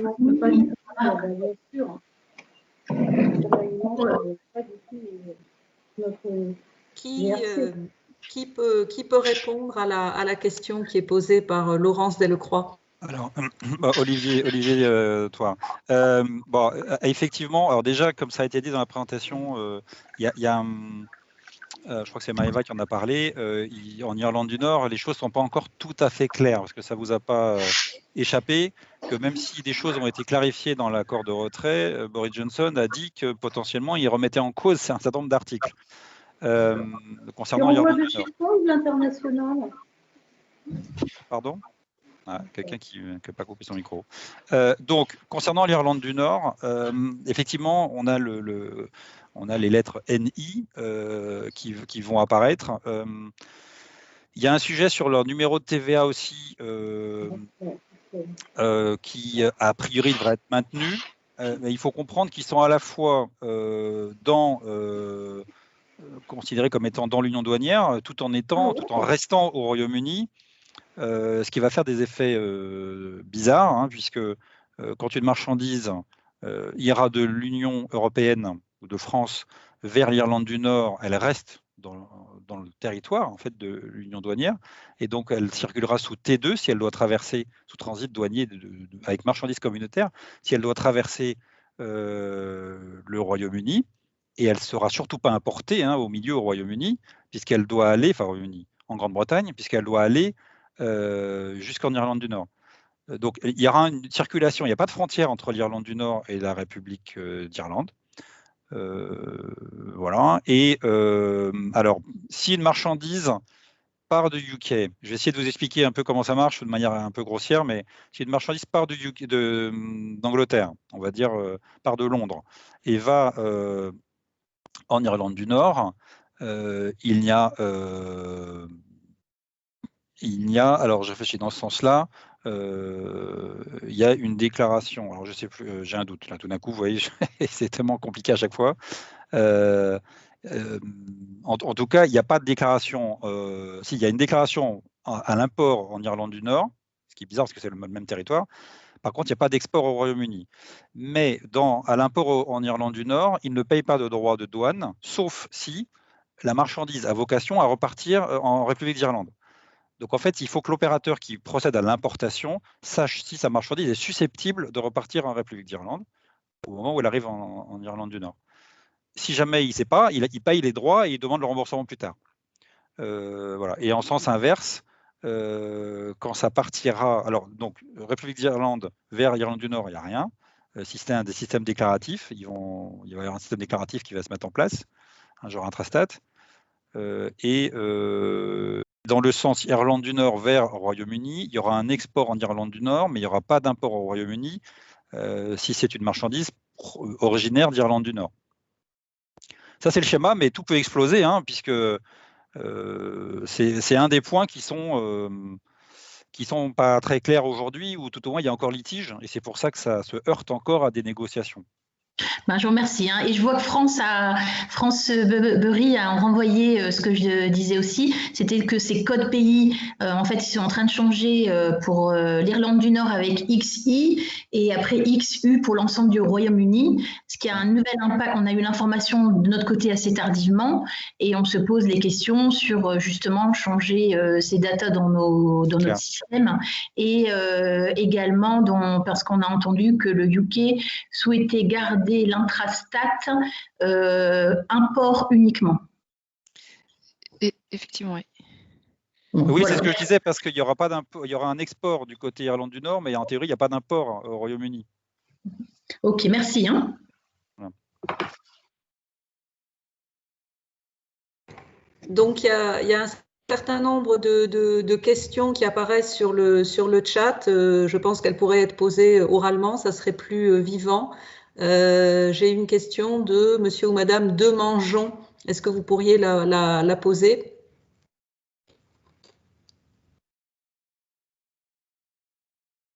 Non. Bon, on a une demande de prise de parole de monsieur et Laurent. Apparemment, si vous pouvez vous démuter. Monsieur Demangeon n'a pas de micro. Ah, il n'a pas de micro. Ben, on prendra la question après. On prendra la question après. Alban, est-ce que vous avez une question? Oui, bonjour. Bonjour. Bonjour, voilà. Effectivement, c'est sur le point de vue du groupage. Je me demandais quelle solution il fallait envisager d'un point de vue douanier et opérationnel, parce que ça semble assez complexe finalement. Je ne sais pas si vous avez des solutions envisagées là-dessus. Oui, alors il y a des solutions. Enfin, il y a des solutions. Il y a des hypothèses en tout cas. Après, chaque entreprise s'organise. Pour le groupage, ce qu'il faut comprendre, c'est que donc vous parlez du groupage de France vers Royaume-Uni. Dans l'autre sens. C'est ça, mais également dans l'autre sens. Oui. D'accord. Alors en fait, la situation va être différente. Vers Royaume-Uni, que tout doit être fait. Donc en fait, du côté Royaume-Uni, donc la question c'est où va votre camion de groupage? La première question c'est ça. Et est-ce que le lieu à destination, est-ce que l'entrepôt ou le site à destination est agréé pour les transits? C'est vraiment la première question. Et parce que dans ces cas-là, vous pouvez tout mettre sous transit au départ d'Europe et aller traverser la frontière juste sous transit et aller jusqu'à destination. Après, ce n'est pas forcément la solution idéale si vous pouvez faire autrement, parce qu'il faut avoir un lieu agréé à destination. Donc, une des solutions, ça peut être de bloquer sur une plateforme, avant de partir d'Europe, de bloquer l'ensemble des marchandises, de vérifier que l'ensemble des lots, donc facture, export, voilà, soit fait, que vous avez l'ensemble des réponses britanniques, c'est-à-dire des déclarations d'import britanniques. Donc, ça veut dire que ça nécessite, ce que je disais tout à l'heure, que chaque expéditeur, ou tout au moins l'opérateur qui va faire ça, mais ce n'est pas lui qui va appeler tous les opérateurs britanniques, donc que l'expéditeur vous donne à la fois la déclaration d'export, les factures, mais en même temps vous dise « et je vous informe que mon client à destination a décidé d'utiliser le IDR ». Donc, voilà son EORI. Ou alors, il va vous dire, il a décidé d'utiliser une ESFD. Voilà son numéro de ESFD qu'il a déjà faite. Je rappelle, il faut l'avoir. Ou alors, il a fait une full frontier declaration. Il l'a déjà faite, donc je vous donne le numéro. C'est sûr que je pense qu'il n'y a pas grand monde qui a compris qu'il faut tout faire avant de passer. Et en attendant, les marchandises, le conseil, c'est qu'il faut les bloquer sur les quais. Hein. Parce que si vous passez avec des dédouanements qui ne sont pas faits, ça va être pire. Et vous risquez de bloquer les camions ou d'avoir des problèmes à destination. Donc ça, dans le sens Europe vers UK, c'est au choix. Soit vous faites un transit, vous mettez tout sous transit et vous allez au Royaume-Uni. Et dans ce cas-là, ça sera géré à destination sur une plateforme. Soit vous décidez de vous assurer avant que ça parte de faire les exports et les imports britanniques. Et à chaque fois qu'un lot est complet, qu'il a les deux côtés, il a le droit de partir. C'est pas évident, hein. C'est-à-dire que je suis conscient que le groupage c'est un peu particulier. Et dans l'autre sens, le plus simple, dans l'autre sens, c'est clairement le transit. Enfin, après, chacun fait comme il veut, parce qu'il n'y a pas de problème de lieu agréé en Europe et en France. On en a à foison. Donc je dirais, vous pouvez aussi décider de faire des anticipations, mais elles ne sont pas possibles partout, hein, dans tous les pays, donc en Europe. Donc ce qui fait que regrouper l'ensemble des marchandises côté Royaume-Uni, s'assurer qu'il y ait les déclarations d'export, c'est le minimum requis, à mon avis, faire un transit à ce moment-là vers une plateforme européenne, et à ce moment-là, à l'arrivée, c'est mis en IST, hein, donc on s'est mis en temporaire, et ensuite la déclaration est faite ou le nouveau transit vers une nouvelle destination européenne. Parce que ça peut être remis sous transit. Hein. Voilà. Et après, chacun décide en fonction de son organisation. C'est là où il n'y a rien de, comme disait Mme Pacariou tout à l'heure, il y a des choix, hein, il y a un nombre de choix en fait. Donc il faut choisir en fonction de son organisation et de sa capacité à contrôler ou à avoir les informations à l'avance. Je ne sais pas si je suis clair, mais voilà. C'est clair, ça a l'air effectivement juste complexe pour la coordination. Je ne sais pas si les logisticiens, justement, pour faire la traversée transmanche, sont déjà préparés à ça et sont organisés pour organiser les lignes de groupage sur cet axe-là. Ça me paraît. Alors, il vaut mieux, je peux vous dire, hein, nous, GEFCO, on a pris une décision, c'est qu'on bloque tout avant le départ, côté français. Enfin, on bloque tout. On met tout sur des plateformes, on contrôle l'ensemble des jeux documentaires, douane départ et arrivée, et ça ne partira de chez nous, on ne sera pas sous transit au départ. Mais je dis, ça dépend de chaque entreprise. Hein. Nous, tout sera contrôlé avant, et ça ne partira que quand ça sera totalement prêt. Voilà. Après, c'est un choix. Et à l'arrivée en France, ça ne s'arrêtera donc pas. Et à l'arrivée en France, ça arrivera sous transit, et on éclatera à ce moment-là en fonction des demandes de nos clients, en fait. Hein, parce que parfois, on va nous demander de maintenir sous transit. Il y a ça aussi, hein, pour dédouaner à destination chez les clients ou dans un autre pays. Et parfois, on nous demandera de dédouaner à l'arrivée en France, nous ou un autre opérateur. D'accord. Et donc, il faudra aussi les cautions pour le transit au départ. Bien sûr. Alors, soit les cautions au départ, soit le transit français anticipé, avec une caution française. D'accord. Justement, moi j'ai une question sur le transit anticipé, si je peux me permettre. Allez-y. Laurent Léonard, Chevron Ronite.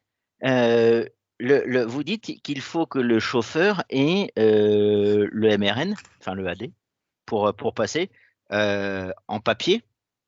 Oui. Oui.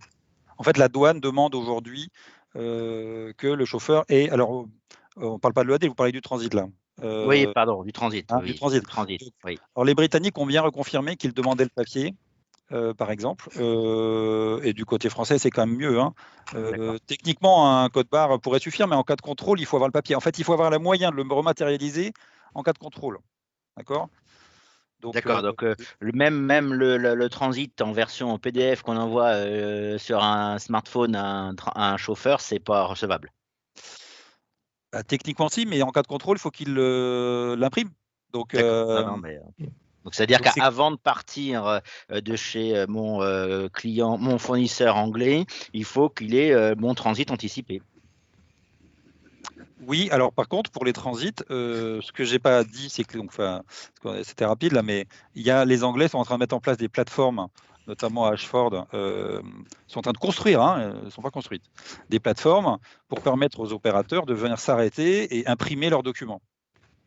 D'accord. ce qui permettra d'éviter d'avoir besoin du transit au départ. Bon, avec un transit français, ce n'est pas un problème, parce qu'il n'y a pas besoin de lieu agréé au Royaume-Uni, mais si c'était un transit britannique, ça sous-entend d'avoir un lieu agréé au Royaume-Uni. Hein. Oui, pour faire un départ transit commun. Voilà, c'est ça. Okay. Et ça, vous confirmez, il y en a très très peu aujourd'hui, ou quasiment pas? Des lieux agréés au Royaume-Uni, Ouais. très peu, de plus en plus, il faut être honnête, Oui. de plus en plus, mais quand même assez peu. Hein. C'est pour ça qu'ils rajoutent des. C'est pas une habitude britannique, c'est une île, ils faisaient pas de transit avant. Donc c'est pour ça qu'ils rajoutent de nouvelles localisations qui sont en pleine construction. Vous avez peut-être vu sur Internet les jolies photos dans la belle campagne, avec le terrassement qui commence. Mais voilà, sur ces plateformes, les opérateurs pourront émettre des transits à distance, pourront demander au chauffeur de passer imprimer ses papiers, pourront se préparer en fait. Et ça sera prêt 1er juillet? Non, pour les transits, on espère que certains sites, que certains sites seront prêts en janvier. On ne sait pas vraiment, mais c'est pas sûr. Mais normalement, pour certains sites, devrait être dès janvier. D'accord. Notamment à Ashford. Merci. Ok. Merci bien. Est-ce qu'il y a d'autres questions par rapport à tous les sujets qui ont été évoqués? Vous pouvez peut-être prendre la question de M. Demangeon? Oui. Alors, bonjour, je vais la lire. Hein. Bonjour, pour les chargeurs, les points de vigilance me semblent clairs. Par contre, pourriez-vous préciser, SVP, les démarches pour le transporteur et le conducteur et la procédure à mettre entre le transporteur et le chargeur pour assurer ces démarches? Alors, si on parle du transporteur et du conducteur, il y a plusieurs sujets. Déjà, il y a un sujet potentiellement de licence CEMT. S'il n'y a pas d'accord, s'il n'y a pas d'accord de libre-échange, la gestion du transport ne sera pas traitée. Et donc, on aura un plan de contingence, enfin, en tout cas, il n'y a pas d'autre solution. Mais sinon, la solution normale, c'est d'obtenir des licences CEMT pour avoir le droit de circuler, parce que les Britanniques n'auront pas le droit de venir en Europe, sinon, et les Européens, pas au Royaume-Uni. Donc, il y a un vrai enjeu qui va être traité, parce qu'il n'y a pas d'autre solution, parce qu'en plus, dans les licences, hein, donc on a un risque de manquer de camions, tout simplement. Donc, ça va être traité. Je peux en dire plus aujourd'hui parce qu'ils attendent en fait de savoir s'il y a un accord ou pas. Ensuite, pour le chauffeur, il y a des sujets. C'est qu'à partir d'octobre, il faut avoir un passeport. Hein, la carte d'identité sera plus suffisante. Donc tout de suite, ça va passer. Mais rapidement, le chauffeur devra avoir un passeport. Il y a tout un tas de sujets de licence et tout. Évidemment, on va à l'international. Hein, donc c'est des règles de transport vers l'international. Ensuite, dans la relation entre le transporteur et le chargeur, c'est clair que Eva Pacario l'a dit clairement aussi, il y a un vrai enjeu, hein, une procédure, je ne sais pas s'il y a une procédure, il y a juste que chaque entreprise effectivement met en place ses propres process, et le transporteur ne doit pas partir de son chargeur sans l'ensemble des documents.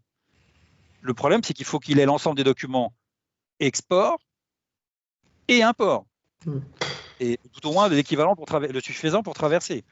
Et qu'en fonction de l'incoterm, certains vont considérer que ce n'est pas leur problème. C'est ça l'enjeu, en fait, c'est que quelqu'un qui va... On parlait des différents incoterms, mais quand vous êtes dans un incoterm qui fait que le transport est géré par le destinataire, l'exportateur, il va considérer que ce n'est pas son job hein, de parler au chauffeur et de lui donner les papiers de destination. Sauf que s'il ne le fait pas, le camion ne passera pas. Donc l'enjeu, il est là en fait. Hein. C'est un vrai enjeu de communication. Et il faut qu'il y ait, même s'il y a l'incoterm, il faut qu'il y ait une relation qui se mette en place entre l'expéditeur et le receveur. Pour bien s'assurer, sinon tout le monde est perdant en fait, hein, pour bien s'assurer que ça va passer.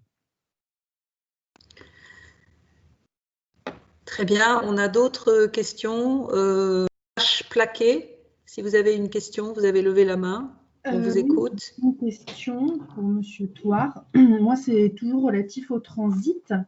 Vous dites que pour pouvoir émettre un transit au départ de UK à destination de la France et dans le sens inverse, pour pouvoir apurer un transit en bureau intérieur, hein, j'entends, qui viendrait de France, il faut passer par un lieu agréé.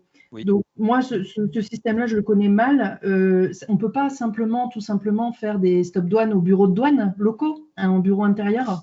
Au Royaume-Uni, non. En fait, il faut comprendre, je vais revenir un peu dans l'histoire du Royaume-Uni. Donc, le Royaume-Uni étant une île, aujourd'hui, je vais vous donner un exemple pour que vous compreniez pourquoi il n'y en a pas.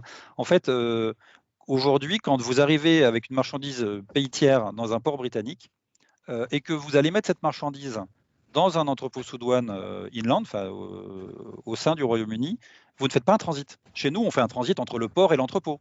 Chez eux, ils ne l'en font pas. Ils font une sorte de mouvement de compte à matière entre le port et le lieu. Et c'est pour ça qu'il n'y a pas de lieu agréé. Parce qu'historiquement, comme c'est une île, ça ne fuit pas, en fait, ça ne sort pas. Il n'y a pas de risque. Et ils ont toujours considéré que ce n'était pas utile. Du coup, le nombre de lieux agréés était limité à quelques entreprises, à quelques gros industriels ou gros opérateurs, je dirais, ou plateformes logistiques. Hein. Donc certains ont demandé, de plus en plus, faut être honnête, mais il va en manquer fortement. D'où, le Royaume-Uni, le gouvernement ayant compris, c'est pour ça qu'ils mettent en place un certain nombre de sites qui vont venir suppléer en fait cette absence. Et ces sites, la difficulté, c'est qu'on ne sait pas encore vraiment comment ils vont fonctionner. Voilà. Parce qu'en fait, il y a un truc, c'est qu'aujourd'hui, les lieux agréés pour les transits, c'était dans les ports. Aujourd'hui, un transit qui arrive de Turquie, qui arrive à Douvres, il doit aller sur un lieu agréé dans le port de Douvres.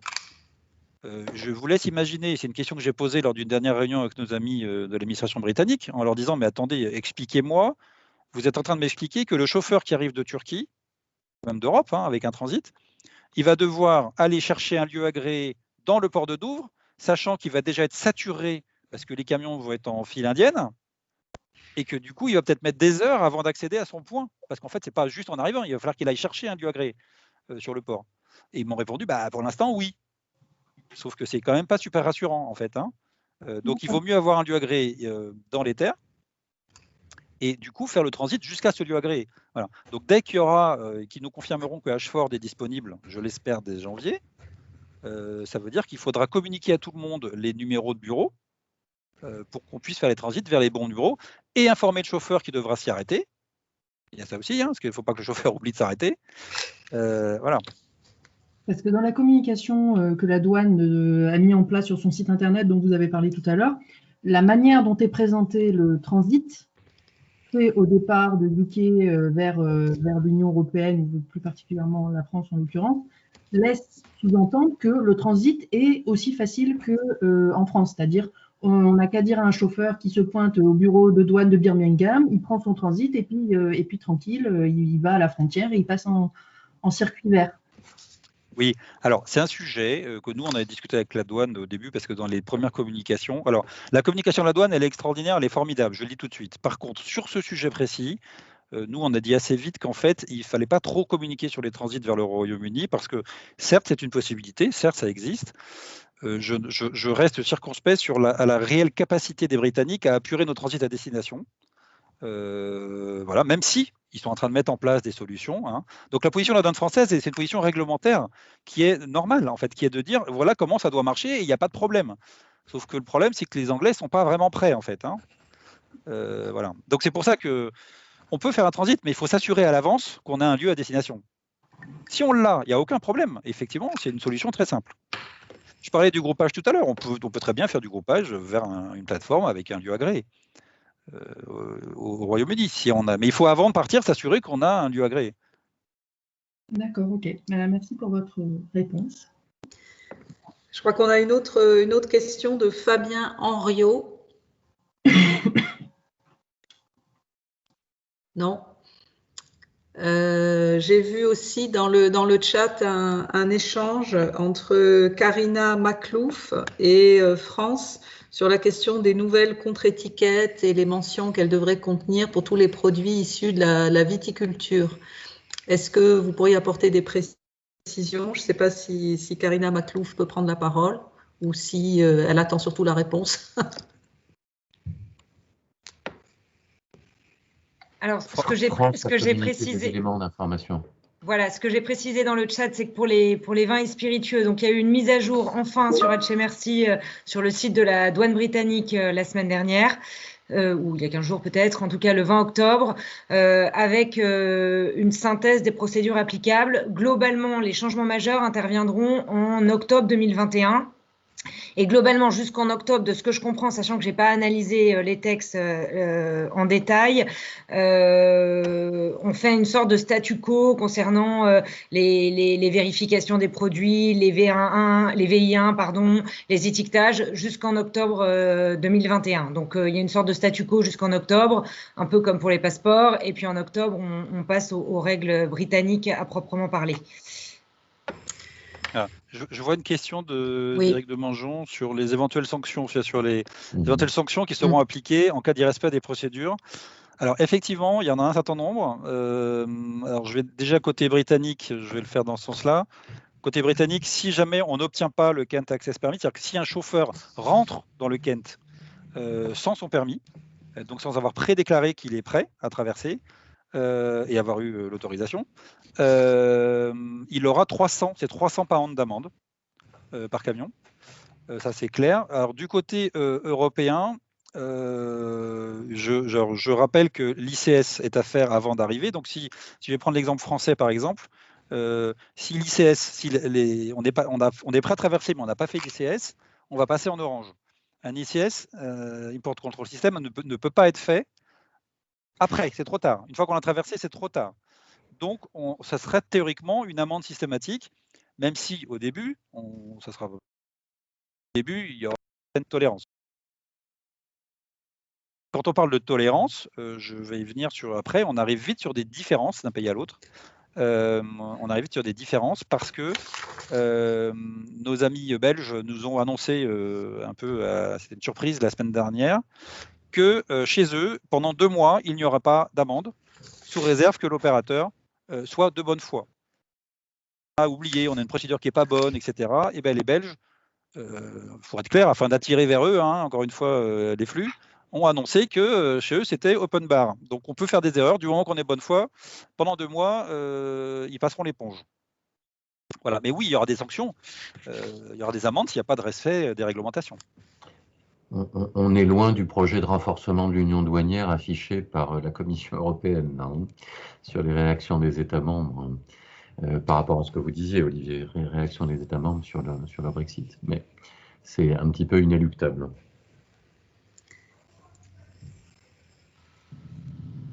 Olivier, une question sur les DCN qui apparaît, les DCN de Calais en tant que bureau de présentation. Alors, on attend, oui, France pour renvoyer la question, mais on attend de mémoire une note en fait qui devrait ressortir. On l'a toujours pas pu, hein. Non.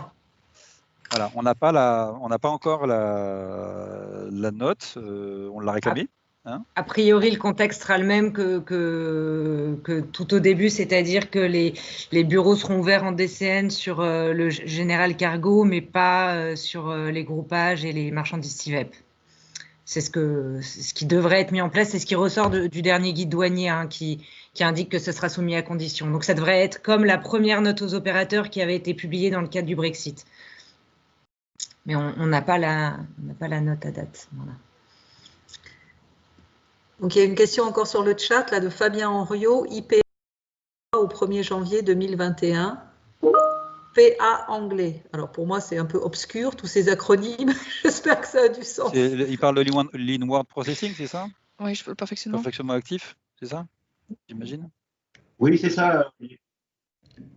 Le perfectionnement actif reste, c'est une règle, c'est un process douanier, donc évidemment, si jamais, la question c'est est-ce qu'il y a des droits de douane ou pas. Donc si jamais il y a des droits de douane parce qu'il n'y a pas d'accord, de nombreux opérateurs, pour éviter, en fait, le perfectionnement actif pour tout le monde, c'est une procédure douanière qui permet d'importer les marchandises en suspension des droits, parce que je vais faire une production dans l'Union, si je suis en Union, avant de faire un réexport. Et du coup, forcément, si des opérateurs importent des marchandises britanniques pour les transformer un peu et les réexporter vers d'autres pays, ça pourrait être intéressant pour éviter de payer les droits à l'arrivée des marchandises britanniques, de demander des perfectionnements actifs. Voilà. Et ça sera valable du côté britannique aussi. Hein. Donc ça reste une règle, évidemment, sauf qu'aujourd'hui, on ne l'applique pas parce qu'il n'y a pas de droit. S'il y a des droits demain, les perfectionnements actifs, oui, il risque d'y en avoir. Merci Olivier. D'une façon générale, Olivier, si vous me permettez, le rétablissement de la frontière, qui encore une fois pour moi ne fait pas de doute pour une durée qui est indéterminée, le temps qu'il faudra pour négocier cet accord, qui existera un jour ou l'autre, toute la réglementation douanière, de facto, trouvera à s'appliquer, qu'il s'agisse des formalités de déclaration, à l'import, à l'export, ou des régimes suspensifs. D'ailleurs, une des remarques que j'ai, et moi j'apprends beaucoup ce matin sur tous les aspects logistiques extrêmement précis et concrets, mais j'entends beaucoup autour de moi, parmi mes clients, des réflexions qui sont menées sur la réorganisation des chaînes d'approvisionnement du fait du rétablissement de la frontière. Je parle par exemple des entreprises, notamment dans le secteur du commerce électronique, qui constituent des stocks de marchandises tierces sur le territoire de l'Union européenne et qui les diffusent à l'intérieur du territoire douanier européen. La localisation de ces stocks aujourd'hui, évidemment, du fait du Brexit, pose des problèmes et il y a de vraies réflexions pour non seulement accomplir des formalités sur des flux existants et qui vont perdurer, mais pour restructurer les flux, pour détourner évidemment des flux. C'est ce que vous disiez, je crois, tout à l'heure, quand vous compariez les tarifs. Est-ce que demain il y aura le même intérêt à passer par le territoire britannique en fonction ou par le territoire européen en fonction du tarif différencié qui a été mis en place par le Royaume-Uni, que vous nous avez expliqué tout à l'heure? Il y a de vraies réflexions là-dessus. Et beaucoup d'opérateurs, encore une fois, je l'observe dans le secteur du commerce électronique, ont engagé des réflexions profondes là-dessus. Tout à fait. Alors, j'ajouterais une chose, c'est que Maëva Parcario a parlé de l'émission des factures, qui est un sujet effectivement majeur, mais il n'y a pas que. Il y a aussi le fait de faire une déclaration en douane à un moment donné où le bureau est ouvert, le bureau de douane. Et donc, il y a nous, on a rencontré déjà de nombreux industriels qui ont pris des décisions lourdes de cesser de nuit. Enfin, il faut comprendre qu'il faut faire une déclaration, il faut avoir l'ensemble. Donc, ça veut dire potentiellement de nuit, j'aurai ni ma déclaration export, ni contact avec les Anglais pour faire les procédures d'import. Donc, ça remet en cause fondamentalement certaines chaînes logistiques. Hein. Oui, absolument. Et puis le deuxième point, si je peux me permettre, Emmanuel, Olivier, France, un commentaire. Je trouve que tous ces progrès qui ont été, ou toutes ces adaptations qui ont été dictées par le Brexit, qui ont été inspirées par le Brexit, vont avoir ou devraient avoir un effet indirect sur la gestion des autres frontières tierces. Donc là, il y a une urgence sur la frontière britannique, mais il y a pour moi d'autant plus d'intérêt pour tous les opérateurs qui sont réunis dans le webinaire de ce matin et tous les autres à s'intéresser et à anticiper ces changements qui sont probablement ce que seront demain les règles sur d'autres frontières. Donc cette frontière intelligente notamment, que vous avez détaillée, elle a vocation à servir un peu de référent, toutes choses égales par ailleurs, sur d'autres frontières tierces. Donc ça, c'est un des effets du Brexit. C'est plus une réflexion un peu prospective, hein, mais c'est un des effets du Brexit qu'on a tous en tête. Donc, il y a eu un échange entre Loïc Chavaroche et Olivier Thouars sur le chat par rapport à qui peut obtenir, peut demander le Kent Access Permit. Hein, donc, c'est visible de tout le monde. Il y a encore une autre question, peut-être même deux, de Laurence Delcroix. Vous voulez les poser ? Oui, désolée, hein, j'ai beaucoup de questions. Je voulais juste savoir, parce que tout à l'heure, c'est Olivier qui a présenté différents modèles de douane. Nous serons en DDP, nous avons choisi le prix Lodge. Donc, je voulais juste avoir confirmation, parce que je n'arrive pas à avoir cette confirmation. Donc, bien sûr, le dédouanement sera fait avant le départ et que nos chauffeurs partiront bien avec l'export et l'import. Mais en fait, c'est juste pour être sûr que quand le chauffeur arrive en fait au port, par exemple à Douvres, avec notre document papier, il est bien libre de circulation pour aller, que ce soit à Londres, à Manchester. Ouais, je comprends la question, mais vous avez quel type de marchandises? C'est pas des produits phyto? Non, c'est des non-control goods. Non. Oui, c'est standard. Non-control goods. Et donc effectivement, oui. Alors, avec quel pré-lodge? Ou la foule? La foule. D'accord. Donc, vous aurez votre numéro de déclaration Donc effectivement, dès que le chauffeur arrive au port de Douvres, il part, puisque la procédure est déjà faite. Vous aurez fait la douane même peut-être la veille de l'arrivée, donc ou le jour même, mais avant. Oui, d'accord. Donc effectivement, le chauffeur peut aller où il veut, et de toute façon, il n'y a pas de contrôle frontière au début, donc il ira à destination sans aucun arrêt. D'accord, merci. Et la deuxième petite question que j'avais mise, c'était aussi, est-ce que comme ça existe aujourd'hui en Europe, est-ce que le HMRC va proposer les suspensions de tarifs si un fournisseur, donc moi, mon client, s'il n'arrive pas à trouver, en fait, mon client anglais, s'il n'a pas de fournisseur assez au UK, il va donc venir acheter chez nous en Europe et lui, il veut bien sûr ne pas payer de droits de douane.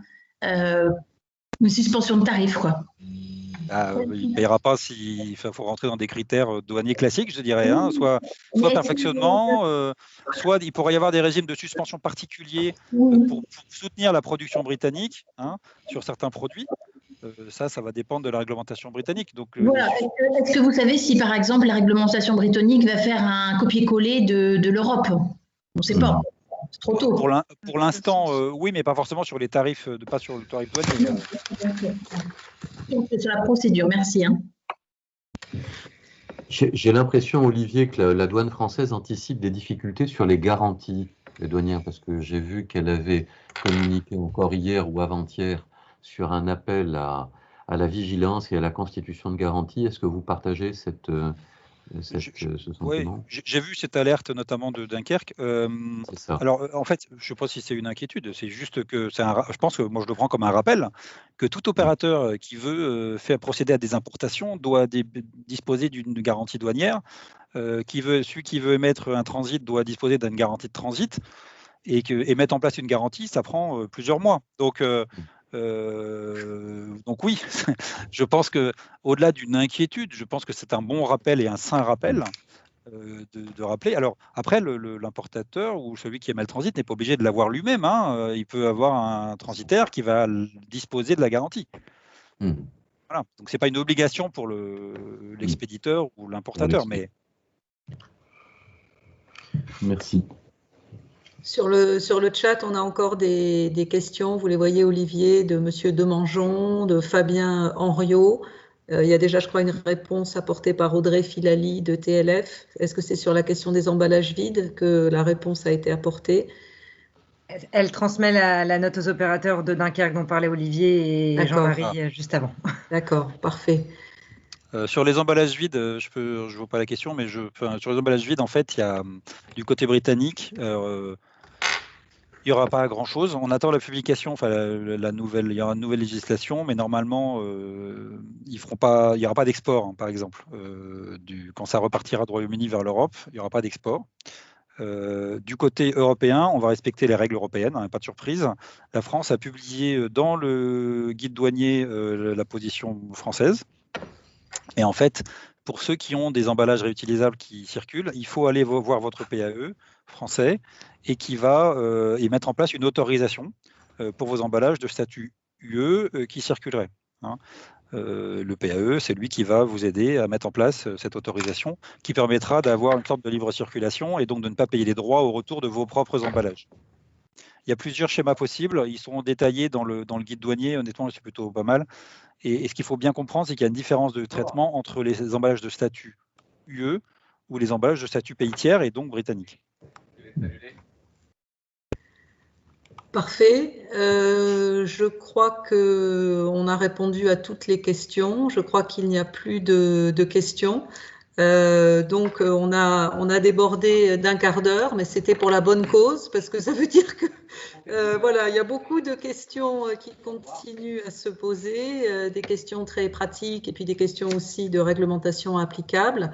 Donc moi je voudrais simplement en conclusion remercier vraiment très très sincèrement tous nos intervenants pour leur expertise, pour le partage d'expériences. Ça a été très très précieux et je crois très apprécié. Je voudrais remercier les participants, ils ont été très actifs, ils sont restés connectés jusqu'au bout pour la plupart. Donc ça montre vraiment que ce sujet il est très important.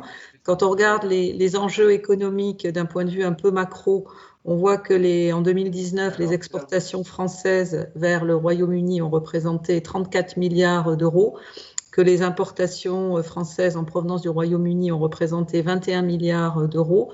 Donc on voit évidemment que c'est un pays avec lequel la France dégage un excédent commercial bilatéral.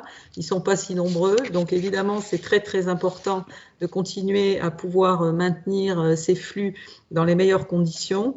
On a bien compris qu'il y a un accord de libre-échange ou pas, il y aura une frontière et que donc le maître mot pour la préparation, c'est l'anticipation.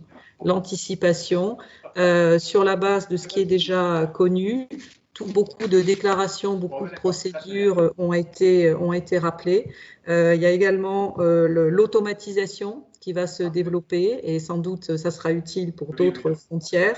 Il y a l'impératif de la clarification des responsabilités entre toutes les parties prenantes dans la chaîne logistique qui implique aussi une coordination. On voit au-delà de ça, au-delà de la préparation opérationnelle, qu'il y a également une préparation plus stratégique des entreprises par rapport à leur schéma de sourcing, par rapport au changement des itinéraires, par rapport à la politique en matière de stock, notamment. Il y a eu beaucoup de questions sur les garanties, sur les emballages, sur le groupage, sur le transit, sur la suspension de tarifs, sur les sanctions. Donc, on va faire un débriefing avec TLF, avec tous les intervenants, et compte tenu de toute la matière première là, qui est très vivante et très, très dense, on vous proposera sans doute d'autres initiatives. Vous recevrez donc, comme ça a été annoncé, l'ensemble des slides ainsi que le résumé sur la question spécifique Brexit et Incoterm qui sera préparé par Maître Radke. Donc, il nous reste à vous souhaiter une très bonne journée. Et puis, on vous dit de manière très certaine, je pense, à bientôt. Merci beaucoup à tous et à bientôt. Très bonne journée. Au revoir. Merci. Au revoir. Au revoir. Merci. Merci. Au revoir. Au revoir et merci à tous. Merci, au revoir.